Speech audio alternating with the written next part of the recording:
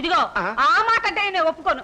చదువు, సంస్కారం, ఆస్తి పాస్తి అన్ని ఉన్నప్పటికీ నా పెద్ద కోడలు నేనంటే ఎంత గౌరవించేది. ఏ రోజైనా నా మాటకి ఎదురు చెప్పిందా? చెప్పండి. ఏమిటత్తా, నాకంటే మీ పెద్ద కోడలే గొప్పదైతే ఆవిడనే పిలిపించుకోండి, ఆవిడకి ఇంటి పెత్తనం అప్పగించండి. ఆ సలహా నువ్వే ఇవ్వక్కర్లేదు. నువ్వెంత అసూయపడ్డా నా పెద్ద కోడల ముందు నువ్వెంతే. ఆవిడ ముందు నేనెంతో తెలుసుకోవడానికి ఆవిడ పిలవమన్నాను. పిలిపించుకోండి.